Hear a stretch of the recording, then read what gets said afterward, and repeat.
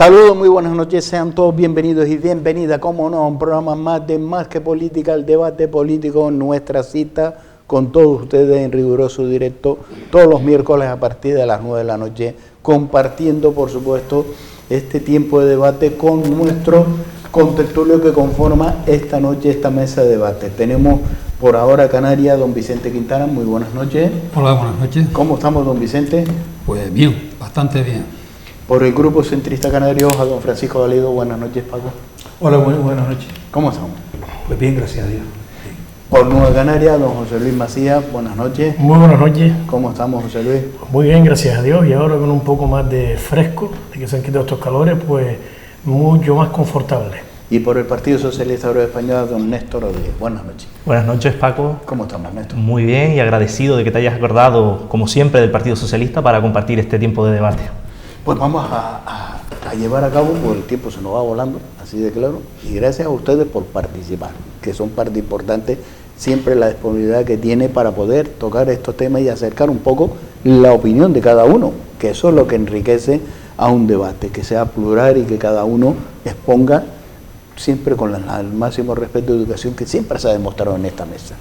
Y hoy, por supuesto, ¿de qué podemos hablar? Pues de lo que va a poder suceder el próximo domingo, día 23 de julio, las elecciones generales. ¿Cómo está viendo usted, don Vicente? ¿Cómo se está llevando esta campaña? Hombre, vamos a ver, no tenemos, no creo que nadie, la bolita de cristal para saber lo que va a ocurrir el día 23, ¿no? Pero los aires que corren por media Europa son bastante premonitorios, ¿no? Y hay que tener bastante cuidado. Si lo que se presume es que puede haber un bandazo hacia la derecha, el tema va a ser bastante complicado para muchísima gente, porque todavía, bueno, lo que se espera es que vaya a haber una cantidad de recortes de todo tipo, que lo que se ha ganado de aquí para atrás se pueda perder en los próximos 4 u 8 años. Eso está ahí, ¿no? Hombre, sabemos de antemano de que quien va a aplicar la política económica no va a ser el próximo gobierno que vaya a estar en la Moncloa. La política económica la va a dictar Bruselas, ¿no? O sea, eso es impepinable, ¿no? Y los vientos que están soplando ya para todo lo que es la Unión Europea es que ya se acabó los tiempos del dinero fácil. Ya se acabaron los préstamos fáciles y ahora hay que empezar a recortar. El problema es, ¿de dónde van a recortar? ¿Que dónde está la madre del cordero? ¿De dónde se va a recortar? Porque en el caso concreto de lo que es el Estado español, de los famosos fondos esos Next Generation y tal, que eran una burrada de dinero, había una parte importante que era a fondo perdido, pero otra parte era un préstamo que hay que devolver, que creo que está sobre los 67, 70 mil millones de euros, que eso es dinero, muchísimo dinero. Y después está esa otra directriz que se paró en su momento por toda una serie de crisis que estaban ahí, que es poner el tema de la deuda pública al 60% del PIB de cada país, con lo cual todavía hay que tentarse más todavía la ropa. Pues la deuda pública del Estado español está en un billón, casi 200.000 millones, una auténtica barbaridad. Pero claro, el Producto Interior Bruto del Estado español es 1.100.000 y pico millones de euros. Recortar hasta el 60% significa pues, un hallazo de 300.000, más de 300.000 millones de euros. ¿De dónde se va a recortar? ¿De dónde se va a recortar? Porque la economía del país no va a crecer más de lo que está creciendo para rebajar la deuda, ¿no? y pagar los préstamos.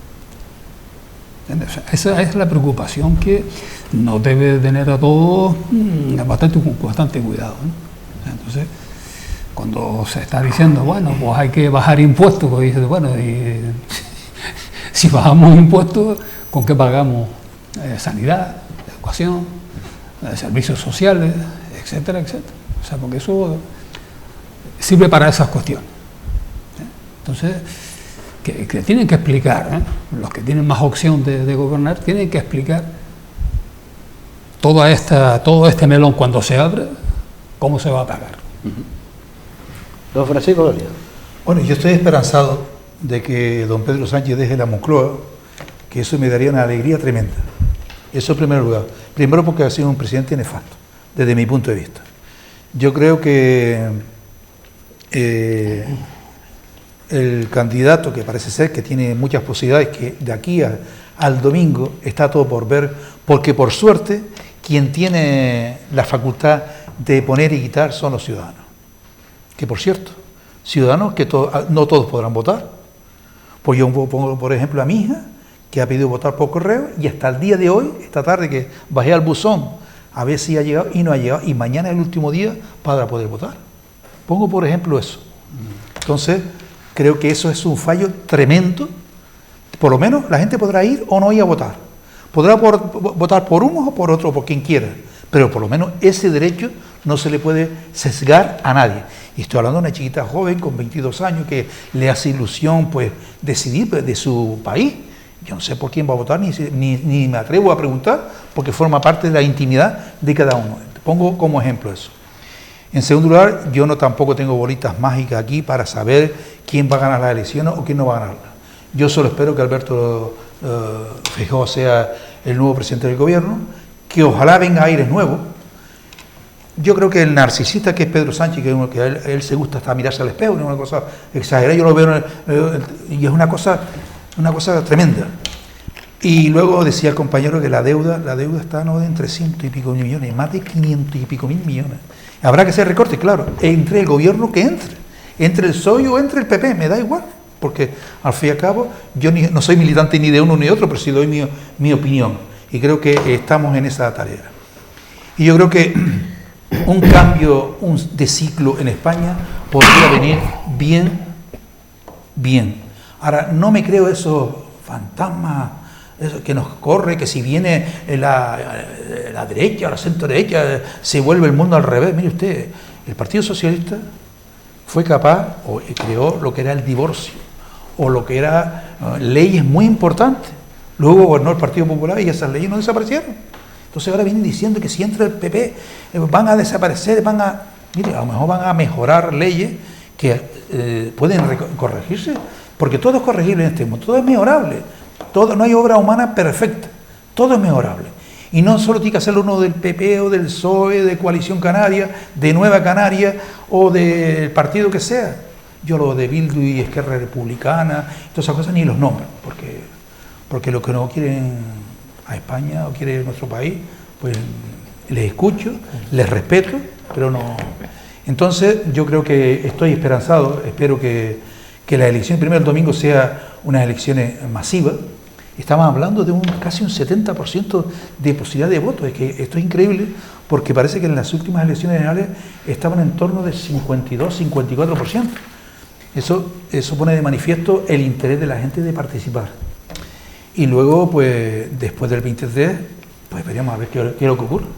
Nombrarán ministros, cosas que a nosotros nos gustan o que no nos gustan, como pasa en todos los gobiernos. Ahora hay un gobierno de Canarias, que yo me celebro que haya un gobierno de Canarias presidido por Fernando Clavijo, entre otras cosas, por la masacre que le quisieron hacer vía persecución judicial a él, que yo también lo sufrí en Telde, y yo también sé lo que es eso, y por solidaridad con él, me alegro muchísimo que haya sido el nuevo presidente del gobierno de Canarias, me alegro por él, por Canarias, y ojalá no me arrepienta de lo que digo hoy. Don José Luis Macías. Bueno, pues parece esto un villancico de Navidad solo que con el cambio de una letra, que es campana sobre campana, ahora es campaña sobre campaña. O sea, se nos han solapado cuando todavía tenemos prácticamente, en términos electorales, la resaca de unas elecciones apenas hace un mes, pues se nos han precipitado otras elecciones generales que, en cierto modo, creo que nos ha cogido un poco por sorpresa. Nosotros acostumbramos en otros periodos tener estas elecciones un poco más distanciadas de las municipales y ahora casi que se han solapado unas con otras. Y bueno, lo que se ve en la gente, lo que se aprecia incluso por las interacciones en los foros de debate, en la calle, lo que se escucha a las personas, en las redes sociales, es preocupación y expectación. Preocupación por varias razones. Primero, porque dentro de lo que se dirime ahora mismo para esta tierra no está en tanto en cuanto a lo que es el debate nacional de los dos candidatos que, por así decirlo, más opciones tienen a ser presidentes. Estamos hablando de los candidatos del Partido Socialista y del Partido Popular.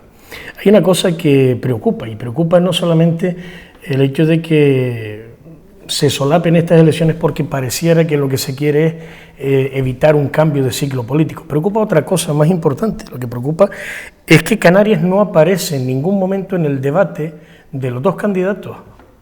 Es que no aparece. Que por contra también digo que a Canarias ese debate no le tiene por qué ser de ningún tipo de interés. A Canarias ese no es el debate que le interesa. A Canarias le interesa saber, y la gente tiene que decidir una cosa, que es votar a Feijóo, votar a Sánchez, votar a Abascal, que está siendo muy sonado por último en la palestra mediática, o votar con sentido y votar a un candidato que representa los intereses de Canarias de verdad. Aquí interesa un candidato, creo yo, un candidato que a los 5 minutos de montarse en un avión para ir a Madrid no se olvide de dónde salió media hora antes, no se olvide de los problemas que tenía el autónomo donde bebió el café, el taxista que caminaba en la carretera o que lo llevó desde su punto de recogida hasta el aeropuerto, porque no se olvide que aquí tenemos problemas estructurales muy serios que parece que si no estamos allá no importan. A Canarias el debate que le interesa ahora mismo es tener a alguien que de verdad les represente o tener a alguien que se valdrá de los votos de los canarios, pero que se olvidará los 5 minutos de las elecciones. Bueno, yo creo que tenemos que empezar por hablar con honestidad y ser claro con las afirmaciones que hacemos. Es decir, queda muy bien, al final todos visualizamos al líder, a Alberto Núñez Feijóo o a Pedro Sánchez cuando emitimos un voto, pero hay que recordar que los canarios votamos a diputados canarios. Es decir, el Partido Socialista, el canario que emita el voto, lo va a emitir por Dolores Corujo, que será una diputada canaria que defenderá los intereses de Canarias donde hay que defenderlos, en las reuniones de grupo, en las reuniones en las que ella tirará para Canarias, que ha conseguido medidas, que creo que después pues tendremos más tiempo de hablarlas, que ha conseguido medidas muy buenas para Canarias.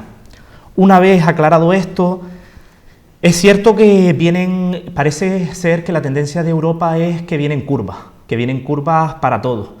Y creo que en ese panorama que el señor Alberto Núñez Feijóo ha dedicado bastante tiempo de la campaña, creo que es algo que no contrasta mucho cuando él afirma que el Partido Popular lo que busca es una bajada masiva de impuestos, un modelo que ya propuso Liz Truss en en el Reino Unido, y le costó el cargo como primera ministra en 20 días por haber quebrado la economía del país.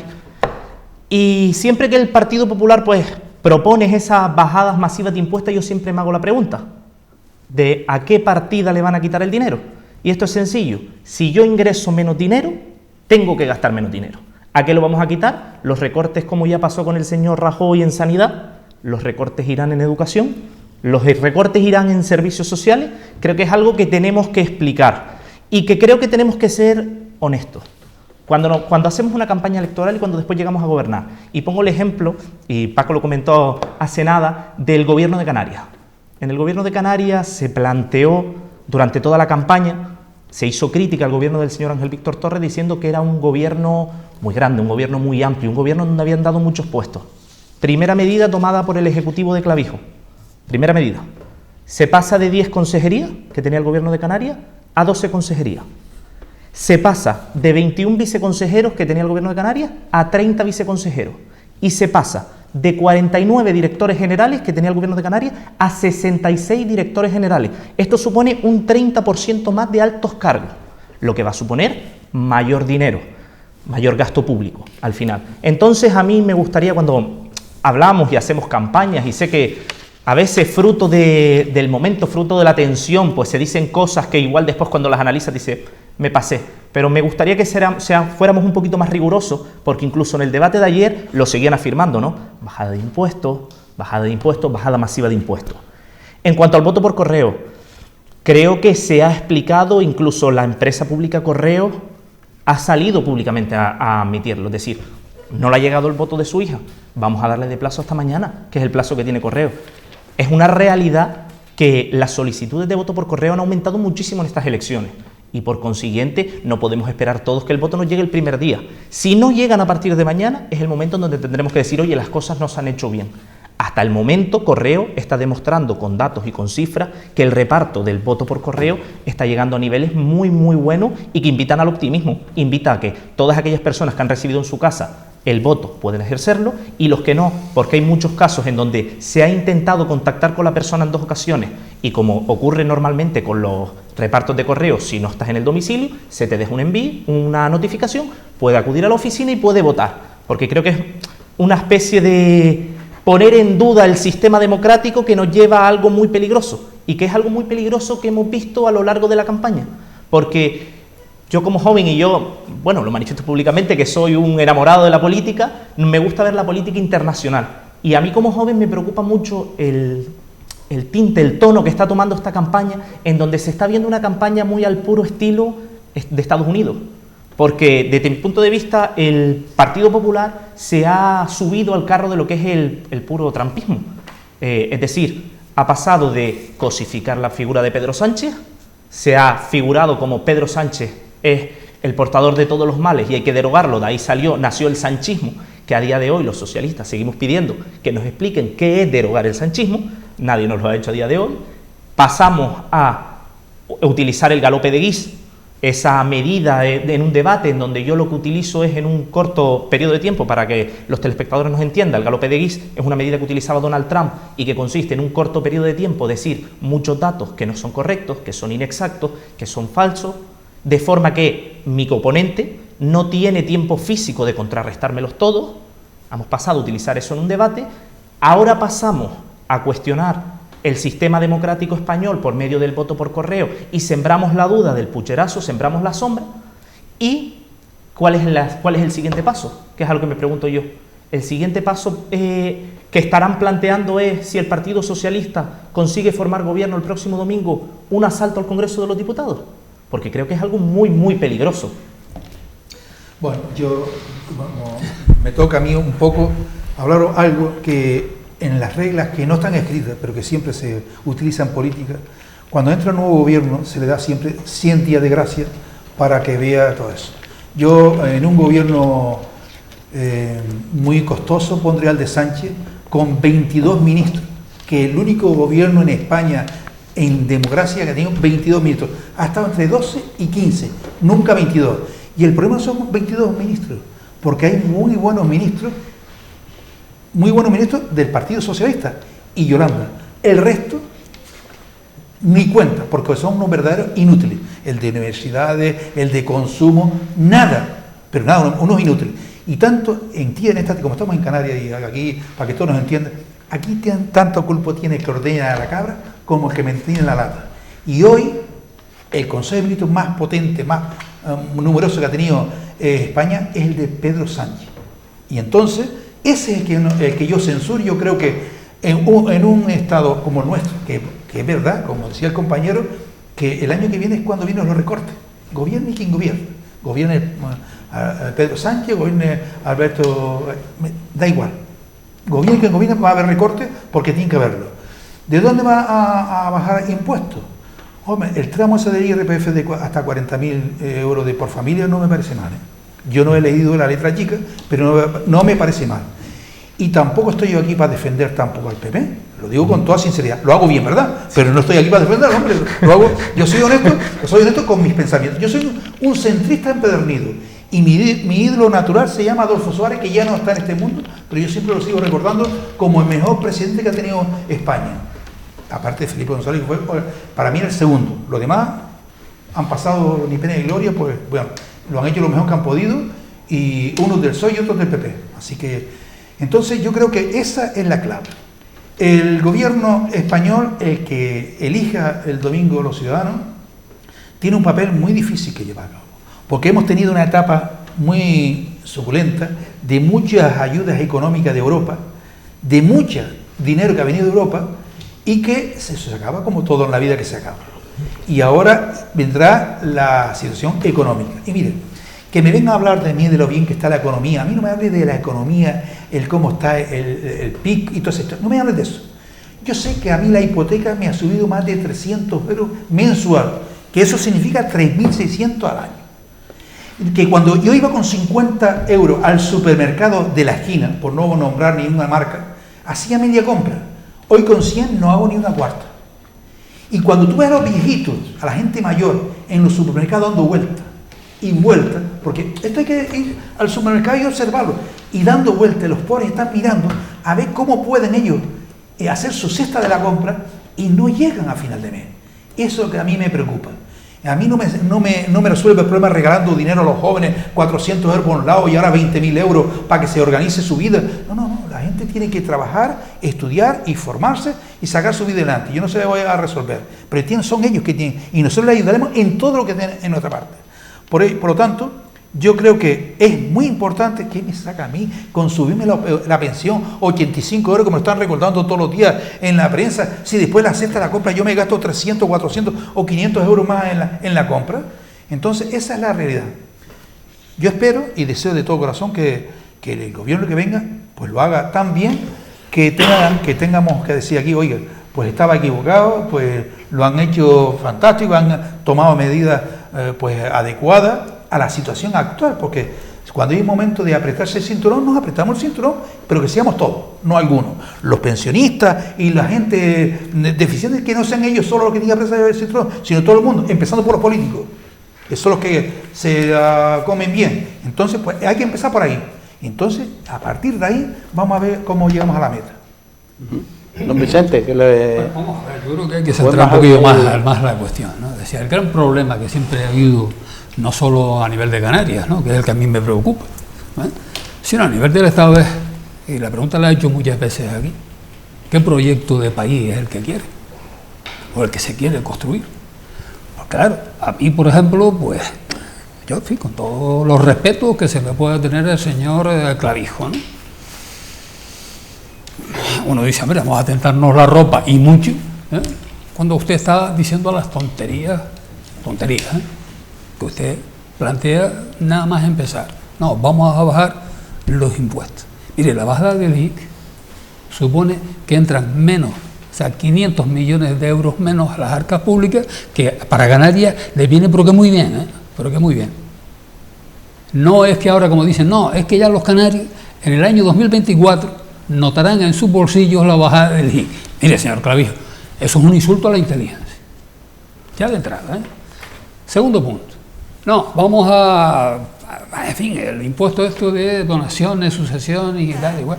Pero usted no se ha enterado de que en Canarias llevamos tropecientos años pagando, el 0,98% del impuesto de sucesiones y donaciones. ¿Qué coño, y perdona la expresión, asesores tiene usted? ¿Qué asesores son los que tiene usted? Sí los tiene. Bueno. Sí, yo mira, bueno, yo ya me empiezo a tener mis dudas, El tema es el tramo, al que sí, se lo han ampliado. Vamos a ver, por esas son las cuestiones. Las políticas de siempre. Explique usted qué es lo que quiere usted hacer, más allá de permitir más hoteles, y siguiendo vamos a ver si echamos un poquillo más de terreno a la marea, para ver si podemos unir prácticamente todas las islas, con lo cual vendría también para trenes, y más hoteles, ad eternum, y aquí podemos sacar datos desde la época de Castro Cordobés, ¿no? O sea que digan de una vez, no solo esto, sino los anteriores, qué proyecto de país es el que se quiere a nivel del Estado. ¿Usted qué va a hacer con las pensiones, señor Sánchez, si sale, o señor Feijóo? ¿Qué es lo que va a hacer usted? ¿Qué es lo que van a hacer usted? Porque a nosotros se nos vendió el famoso tema del 8,5%, pero coño, lo que nos dijeron era que estábamos partiendo, o sea, se nos hurtó casi un 6% de pérdida del año anterior. Hombre, los pensionistas, del cual yo también soy pensionista, oye, claro, a cualquiera no la marca un dulce, ¿no? Pero coño, es que, y el 6% del año anterior, y las pérdidas de poder adquisitivo de los últimos años, ¿dónde está? ¿Dónde está esa cuestión? O sea, de eso no se habla. La pérdida de poder adquisitivo de los empleados públicos, y en esto el PSOE tiene una responsabilidad del carajo. Al señor José Luis Zapatero lo llaman una noche desde Bruselas y le dicen, venga usted para acá. Cuando el señor hablaba de los famosos brotes verdes, le dijeron, mira, enséñame un brote verde, ¿vale? Y vino para acá, regresó de Bruselas para acá y empezó a congelar las pensiones, congelar el tema del sueldo de los funcionarios, una paga extra menos para los funcionarios, etcétera, etcétera, etcétera, etcétera, etcétera, etcétera. Bueno, ya lo que hizo el Partido Popular con lo de las pensiones, eso hay que echar de comer aparte, ¿no? Dilapidar. 67.000 millones que había en el fondo de reserva de las pensiones, la famosa UCHE. Dilapidar eso en 5 años, manda castaña. ¿Y en qué se dilapidó? En comprar bonos basura del Estado español. Cuando no compraba nadie, de ningún inversor de por allá afuera compraba un bono del Estado español. Ni uno, ¿eh? Y yo me remito a esto y los insisto, vayan a los informes que se han auditado del Fondo de Reserva de Inversiones y verán uno por uno todos los años dónde se invirtió, lo que se ganó, se perdió. O sea, yo les invito, yo no estoy dando datos concretos, y datos que se pueden ver y se pueden leer en los boletines oficiales. Entonces, lo que sí pedimos los ciudadanos, o sea, la gente normal, los pensionistas, los trabajadores, ¿qué es lo que se va a hacer con las pensiones?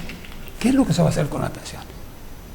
Porque, en fin, que hay que plantear las cosas muy seriamente, porque a nosotros, cuando nos están hablando del cambio, mire, hace 40 años exactos, vino un señor llamado Felipe González, y dice, el cambio, esa fue y coño, vaya, fue un cambiazo, un cambiazo de mucho cuidado.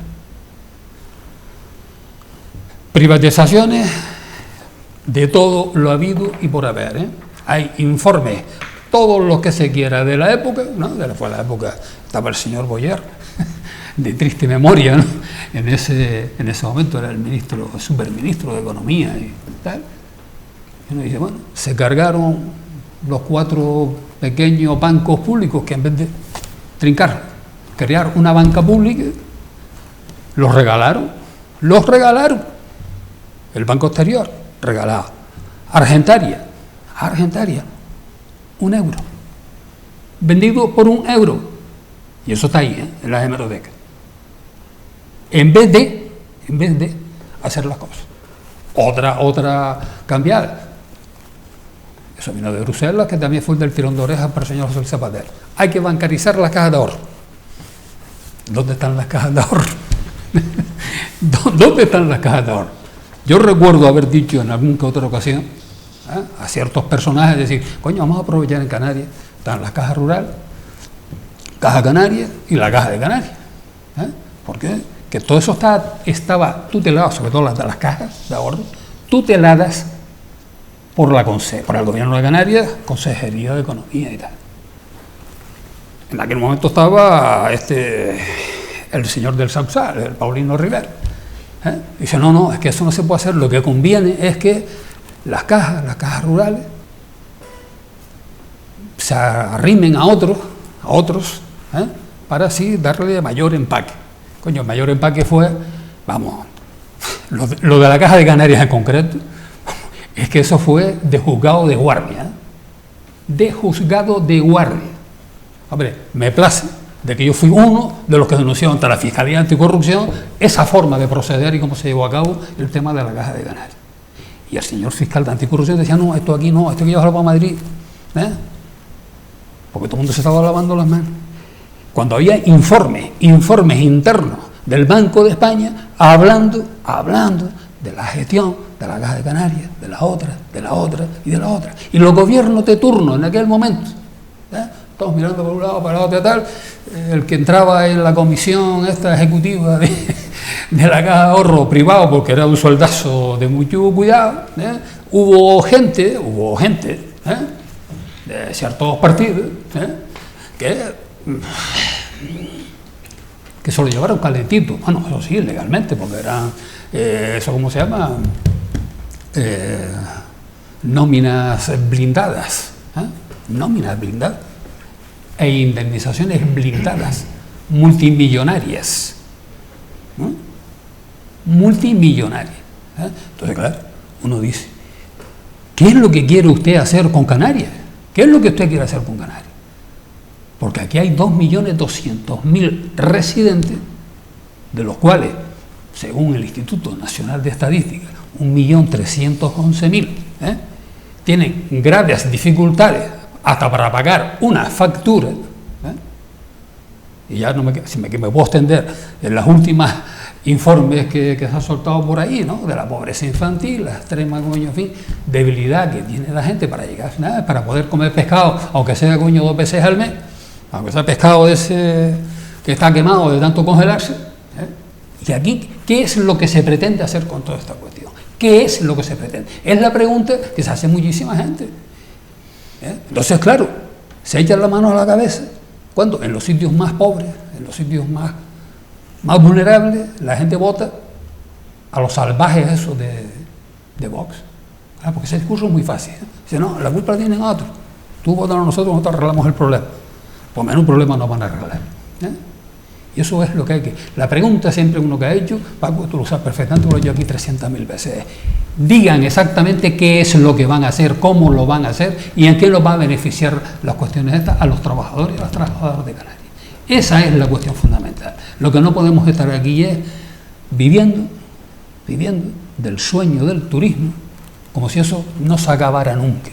Como si eso no se acabara nunca. Que digan de una vez dónde se está invirtiendo los fondos de la Reserva de Inversiones de Canarias.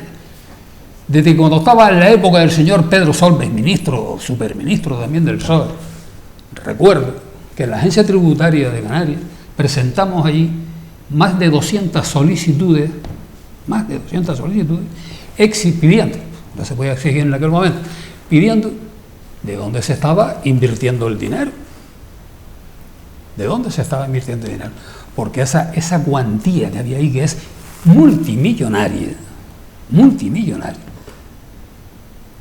que tenía que servir para diversificar la economía de Canarias, por supuesto la creación de puestos de trabajo estables, y uno empieza a mirar hacia alrededor y dice, coño, ¿y dónde está la diversificación económica de este país? ¿Dónde está la creación de puestos de trabajo? ¿Dónde está? Y hay que hacerse esas preguntas y hay que decírselo a los que tienen las opciones de gobernar.